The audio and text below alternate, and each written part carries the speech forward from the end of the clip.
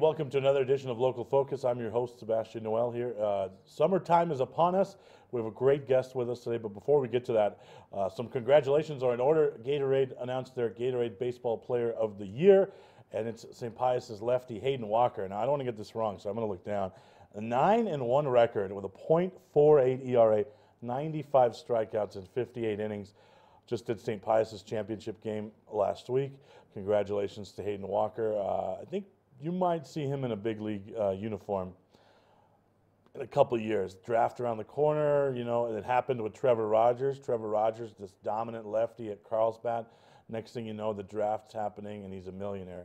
So if you're left-handed and you can throw, yeah, baseball's your sport, definitely. Don't play basketball. Someone that did decide to play basketball, though, maybe could turned out all right. Antonio Lovato of the Santa Fe High Demons. Welcome to the studio. I'm glad you made the trip all the way from Santa Fe. Yeah, of course. Thank you. It was fun. What a season you had, individually and as a team. And we'll kind of delve into that. We'll delve into your background as a basketball player, the team's fantastic season. And just, 2 weeks ago, you got to announce that you're going to continue that at Highlands. That had to be pretty exciting. Talk about that first. Yeah, it was lots of fun, especially during the signing. I got the entire team, the entire program, family, friends.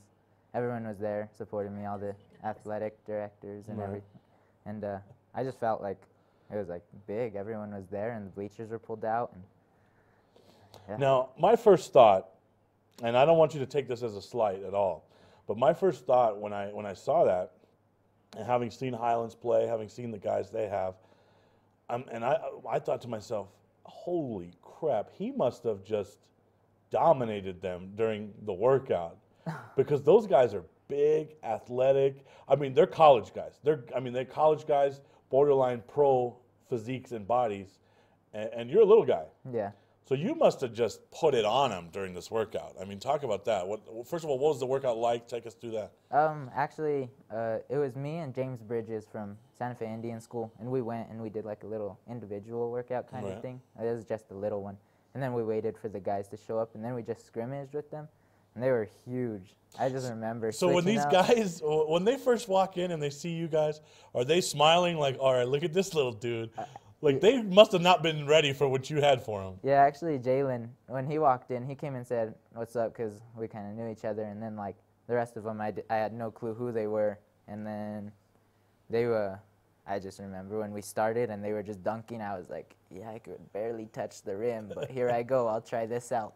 So these guys are, you know, they're probably bench pressing 2 Antonio Lovatos, right? Yeah. And so take us through the workout with them. What was going on there?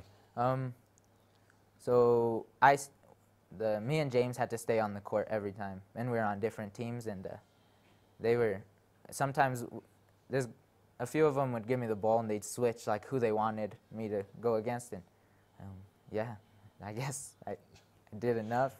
I know you're trying your hardest not to drop names of future teammates, but you had to have some moves there that. What was your go-to? Was it that step back you had at the state tournament? I mean, what were some of your go-to moves during this workout? I think just the hesitation, cross, or in and out, and it got them a lot. And if they went back, I just pulled up, and if not, I went to the basket and tried to go up. But a lot of them were much bigger, and I don't think I got swatted once, actually. So that's pretty impressive against that team. Right? Yeah. So coach's reactions after the workout, what did Coach Dominguez have to say to you? Oh, actually, my mom went with me, and we went into the office, actually, and we talked about, like, what he'd offer and all that, and he was impressed and thought that I guess I'd fit in pretty good. Even they do have a lot of guards, and a lot of really, really good guards, and I'm just excited because I think it's going to force me to work harder. Now, they do have a lot, you're right, they have a lot of guards, but a lot of shoot-first guards. I wouldn't say they have a lot of generals like you. I think that's kind of how Jalen got a lot of his minutes. He was out there to play some defense and pass the ball, make the right decisions. There's not a lot of defense being played at Highlands, I'll tell you that. As a fan, I saw it. So he would go out there, give some defense, pass the ball, and I mean, obviously that's what you were so good at in high school. Is that kind of what Coach saw, that, hey, you know, we got some guy that could maybe run the point, get everyone involved? Yeah, I think so. I hope so, at least. I really like defense. I think defense creates a better offense. So I think Jalen was really good at it. When I went and watched some games, he would get some steals, and it just that's when they started their run. So I think defense will start runs. Right. So we'll get back to the Highlands thing towards the end of the show, but I want to talk about where did it all start for you? Grew up in Santa Fe there, right? Yeah. When did the basketball bug kind of get you? When did you fall in love with the game? Ooh, I started playing when I was 3, and then I think I felt like I should just continue it because I was really good, because I just kept playing with my older brother and like with his team, and then when I went down back into my age group, I felt like I was like a little bit better, and I felt like playing up helped me, and then since I was so good, I fell in love with it. And so you're used to at a very young age playing against bigger guys. yeah, my brother, he's just turned 21, and I just remember. Now, how tall is your brother? He's not. I'm taller than him already. Okay. But back then. Back then he was taller, and all of his team and everyone we played against was taller. And I just remember the first point I scored with them, they were like in their 5th grade division, and I was younger, and I made it, and I like started cheering, and I turned, and everyone's like mad at me because I scored in the wrong basket, but I was just so nervous, and I was like, wait a minute, hold on. I know not to Pump score the on brakes. this. You did what? I scored on the other side on theirs, and I was like, I know not to score on theirs. But I guess when I got the rebound, I just got so excited and just threw it back up.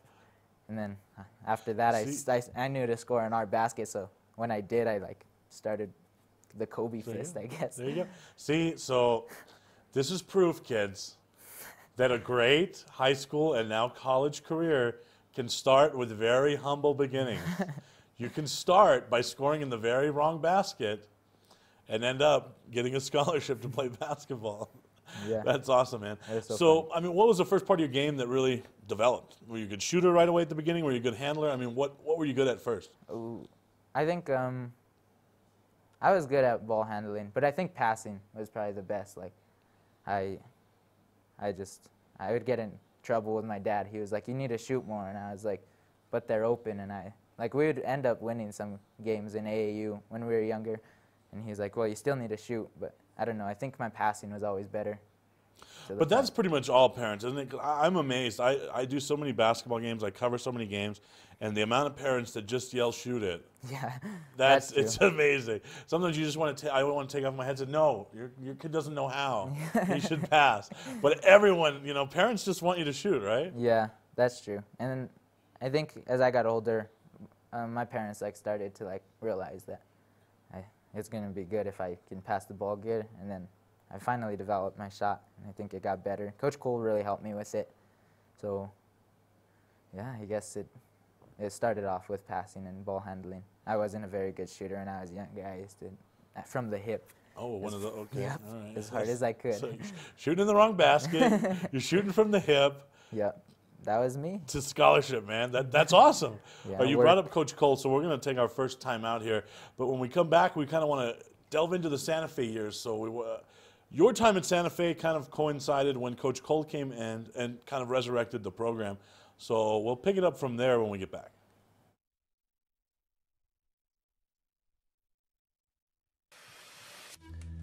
High school sports are back. The 2018-19 season kicks off, and you could watch every Proview Network broadcast live on the NFHS Network. Every moment, from every game, from every sport, including all NMAA state championships. Get your highly discounted monthly pass now. Go to ProviewNetworks.com and sign up. Watch New Mexico's best.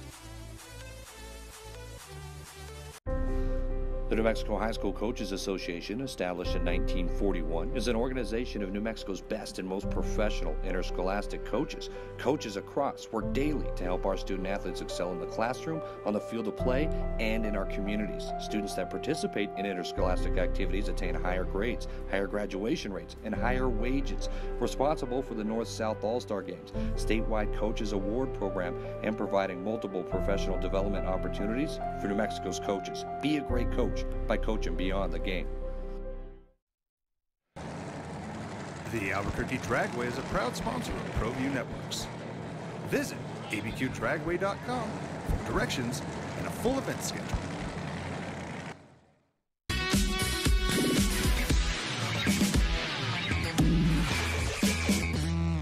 All right, we're back with the Demons' fantastic guard, Antonio Lovato. We just finished up scoring in the wrong hoop and shooting from the hip, and now we're going to move forward to Santa Fe High. And so your time there kind of coincided when Coach Cole took over the program. Obviously, there was some pretty high-profile incident that was in the news that ended a Santa Fe High season. And obviously, a coaching change was made. Coach Cole comes in. Before we talk about how he developed your game, how did he go about pressing the reset button on the program and just kind of changing the way you guys did business there? Since the moment he came in, it was just he's going to change the culture. And I think he did really, really good, actually. And I remember the first day, like, we somebody said a bad word in open gym, and he, like, got really mad, called us all together, and yelled at us about, like, that's not the way this is ran anymore. And he's changing the culture for that reason, and he knows that all of us are better than that. And yeah, he didn't want anything else to happen and us to be on the news again. So Right. So I mean, obviously, he's done a pretty good job of taking a crew that had a pretty rough image. yeah, And kind of you guys are like kind of the model program right now. The way, you know, you guys share the basketball, the run through the state tournament. So I mean, do you guys ever notice that as a group of athletes, the amount of work that Coach put into nothing with your game, just 100% changing culture? Do you guys feel that as athletes too? yeah. I think we really felt it at the end of last year. I think is like when we like embraced that like we have something special we could, and it's not just what we have on the court. It's like how we all act off the court, like how we act with like Coach Cole's kids, and like how we carry ourselves, and how no one else are like we're not really into getting into trouble, I guess. Right. How we were. I mean, you know, he's done really a remarkable job from, you know, to go from one extreme to where you guys are, you know, where it would be maybe, oh, here's the Santa Fe team, let's walk on the other side of the street, Yeah. to, oh, here's the Santa Fe guys, they're out doing community events, they carry themselves so incredibly well, you guys are all pretty well spoken, you guys are all, you know, just the way you interact with us, with the media, I think it's something you guys should all be really proud of. You guys turned that around in a very short time. Yeah, and he was a big part. But the freshman year incident, that was tough, and I think nobody else wanted that to go on again, because like it brought a lot of bad attention, not just to like the school or the basketball program, but to like certain individuals. Right. And, like, So let's talk about how Coach Cole developed your game as an individual. You kind of talked about he fixed that hip thing. He helped you with your jumper a lot, right? But how did Coach help you develop individually? And kind of talk about what you were bad at, or not. I don't want to say bad at, but what were you not as good at the beginning of your time at Santa Fe to now? oh, so freshman year I played JV, but I didn't play. Maybe got like a minute a game, maybe, and so I like had no clue what it was. And that summer that he came in, I was doing a lot with my AAU coach, and he was helping me a lot. And then during the season, Coach Cole's like, you'll figure it out, but you got to play. There's two different speeds. Like, you got to know when to speed it up and when to slow it down. And then, because he told me that I was just playing fast the entire time. And I was like, okay. So then I was trying it out during the summer, going into my sophomore year. And I think that's what really helped, was like learning the speeds of the game on the varsity level. And then shooting was a big help. He said I had to get it quicker if I wanted to get it off on the varsity level. And then, yeah, it's just he helped me get it off and how to make it quicker. So, I mean, when Coach is first telling you, hey, you got to do, you're not going to get your shot off as varsity, Yeah. and you got to do this, I mean, what did you do? Obviously, that requires individual time in the gym, right? Yeah, a lot of it. And for you to get from that to where we are right now, that's tremendous. What work went into that? One-on-one time, what work went in? Obviously, you know, people think, oh, yeah, they practice after school, this and that, right? But guys at your level, there's a lot more to it than that. So Yeah. what kind of work went in to fix those things Coach Cole pointed out? I think a lot of work. Like I went to the gym in the morning with my AAU coach, Luke. He like early. I just remember like 5:30 at the Chavez Center when it opened, and I was like rubbing my eyes. It was tough, and I just I think working every day individually, and he helped me. He was like, so what do you think you need to work on? And I was like, Coach said I need my shot quicker. So he helped, and he did a lot of drills to help me, and even just like that helped. Right. So I mean, people that are watching, they don't realize, but so your day starts at 5:30, which means you're probably waking up at what, 4:30? 5. Okay. I just You're rolled one out of bed. You're one of those? Okay, all right. So you're waking up at 5. You go to this individual practice in the morning to help develop your individual skills. You go to school, and then after school, obviously, there's practice, and you guys are doing homework. The sacrifices that have to be made to play basketball at your level, I mean, is it true, is it pretty accurate to say, you guys don't have time for much of the social stuff? You guys don't have, a lot of you guys don't have time to work where others are getting jobs already, right? Yeah. This basketball thing's a full commitment. I mean, talk about your full day, right? Oh, yeah, it's a big commitment, and it's hard. I get tired, and I think the more you do, like basketball-wise, like the faster the day goes. And then like if you get up and you do the basketball thing in the morning, and then during school you're already awake and you're like full energized going at it, and then you're ready for practice, and you already know you got like shots up and you've been working out and stuff. So you're like, I guess you're like mentally ready, and yeah, I guess I don't know how to explain. No, I mean that's a great way to explain it, because that's what always strikes me when I have guests on is I don't think people understand the commitment it takes away from just regular school hours, right? People think, oh, probably this guy just throws on some gear, gets some shots up during warm-ups, and here we go. But that's obviously not how it works. All right, let's take us into your junior year. What's going on at that point? How's your game developed? How has the team developed by that point? So junior year, last year, we I want to say since my sophomore year, like Coach Cole gave me a big opportunity my sophomore year, from not playing at all on JV to my sophomore year when Coach Cole got there to being like the sixth man behind like David Marquez and all them, Oscar, and there's still people I look up to. And then junior year, they left, and we had the other group of seniors, and with them, I guess they like helped lead the team. Like with Jonah, he was like a big leader, football and basketball, and he used to always like tell me like, dude, it's gonna get tough, and like we can do this, but like he would tell me like stuff also that I like needed to work on that he saw, or like mostly with him, like when to pass it and like where to pass it, and yeah, I guess with them it was also learning how to pass it to them on the post, because I used to always turn it over, I remember. Passing it to the post and Coach Cole yelling at me, bounce pass, and I'm like trying to lob it to Jonah and it get tipped, and I'm like, darn it.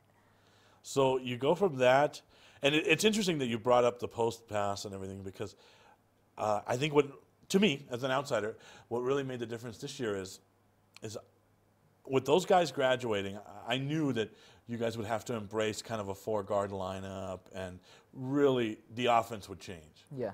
And so talk about that. Talk about going into your senior year. Obviously, you got JB down there, so if you wanted to throw it into the post, that's probably the best option in the state, to just lob it up there. Yeah. But you guys were obviously going to have to play a little bit more up-tempo and a 4-guard set, and that's got to be pretty exciting for the point guard. Yeah. So talk about that. Talk about this year, how the chemistry came together, how the offense came together. I think it started in the summer, definitely. The summer was like huge, and we were doing so good. And then we tried to pull off a lob during the Lobo camp to JB off the glass, and then he like fell and broke his thumb, and that was tough. And then when we went to Cali, and he went with us, but he wasn't playing, and I think that's what like really helped like the guards get in sync, because like me and Cruz, we started like trusting each other more. Like either one of us could take the ball, and we can do like literally anything on the court with 4 guards, except feed it into the post, I guess. Right. But I think like we've all the seniors been playing together since 7th grade, and some of us before. But I think the summer when we like really got together was when JB went down, like guard-wise. That's when we started to like sync together, and yeah, I think the summer was the biggest part because when the season came around, we were just ready to roll. Right. That camp in San Diego, I think I heard Coach Cole talk about it on a radio interview or maybe an interview with Joe Abeda there in Santa Fe. But obviously you're playing against some California talent there, so that's got to be a good measuring stick to develop your guys' game too, because you're playing against taller guys, you're playing against athletic teams. I mean, is that kind of when you realized, hey man, we can do this year? We're competing out here against these teams. We can do the thing in New Mexico. Yeah, we totally. I wouldn't say we were messing around, but we like always brought up like we're gonna dye our hair when we win state or all this, and we were like talking about it. And then like as it got closer, like we were like, this is really happening, bro. Like we're not lying anymore. This isn't San Diego just messing around, telling coach that we're going to. And yeah, I guess just like all summer we were doing really good, and we knew that we had something special with what we had. All right, we're going to take our final time out here. When we come back, we still have a lot to get to, so we're going to take a look at some championship highlights, including a move where you just went full Kobe with the hesitation step back. I think that was probably one of the best shots of the tournament. We're going to talk a little bit about that, and there's a famous NBA guy that blocked Antonio on Twitter. More to come on that.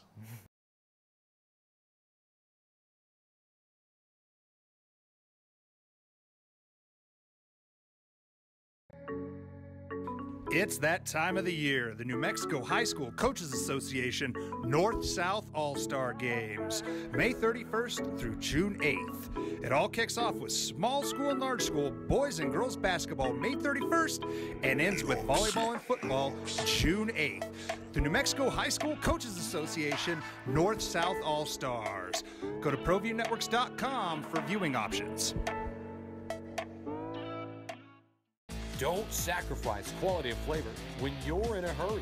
Golden Pride offers ribs, fried chicken, green and red chili breakfast burritos, and Frontier Cinnabons. 4 great locations, or visit us online at goldenpride@abq.com. Golden Pride Barbecue Chicken and Ribs, proud supporter of Proview Sports Network.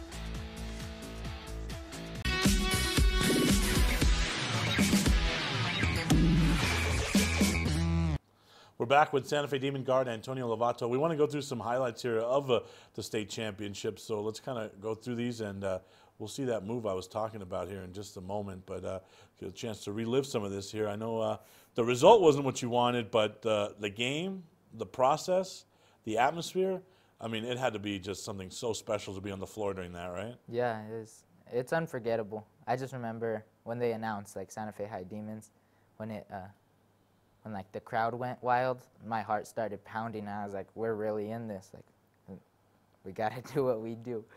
And then when you have, I'd say, what, 11,000 of the 4,000 are Santa Fe fans, that had to just add to it, right? Yeah, yeah. And seeing like pretty much our entire school in that student section, we were like, we ain't got this support all year, but here we go. Well, you guys get pretty good support. I remember I went to a regular season game. I actually made a trip to Santa Fe for the Cleveland game. Yeah. Steve and I went for that game, and that was pretty good support. And I want to say that was during a break, too, where students weren't in session. Yeah, it was. Right before we went and played Clovis, I think. Yeah, actually, we did get a lot of people there. Trust me, we had some pretty small crowds here in Albuquerque. Really? So your crowds are pretty nice there in Santa Fe. Look at that step back. That's a nice turnaround jumper there. Oh. What's going through your mind kind of late in this game when it's still very much up for grabs? Yeah, I think all tournament, all the games were close, and like a lot of our games during the season were close. So like we knew how to deal with it. We never like got down if we like started to lose control, which I don't think we did. And just everything, like everyone picks up when we like start to feel like we need somebody to score. Somebody scores, and then. I think one of the things we mentioned with Coach Cole when he was here with Coach Ortega on a special we did. So late in the game there, and we'll kind of look at these and talk over them. But late in the game, you guys are getting some shots. Kavanaugh's shot out of the corner. Yeah. He hits that 6 times out of 10. That's his spot. Yeah. It just didn't go. You know, and that's one of the things Coach Cole and I were talking about, the amount of good shots there that you guys got at the end. Just some of them didn't fall. Yeah. But they were in your guys' sweet spots. I mean, you had to be pretty happy with the shots you were getting. Just obviously the result wasn't there and they didn't fall. Yeah. I think a lot of it was like nerves coming down, like we need this bucket. And Right. I missed a big shot too. And I think like the adrenaline just gets to you. And we had the shots that we wanted. And I think any of us could have hit all of them. Right. And it totally would have been a different game if we hit one of them. And I don't know, just good looks. All right, Just let's don't talk fall about this sometimes. Twitter thing. We don't have much time left. So, Okay. so tell us about your famous block incident. Take us through that. I was in Las Vegas for an AAU tournament with the Dream Team, and we were walking down the strip one night, and I see, it's like during the summer league or something, and I see D'Angelo Russell, and I was like, Did he have his Arizona tea with him? no. No, not that time. All right. And I was like, I told my coach, I'm going to go say hi real quick. And he's like, okay, I'll take the picture. And I was like, okay. So then I went and I was like, hey, could I take a picture with you? And he like looks down at me and he like just totally turns the other way and walks away. And I was like, okay, I guess you're busy. I guess I don't have anything else to do. So then later that night after we were done on the strip, we went back to the hotel room and I tweeted something about like, I don't know, like sad that he didn't take a picture with me or that he doesn't have time for fans or something. And then like the next day when I went to see if he like, I don't know, liked it or something, he blocked me.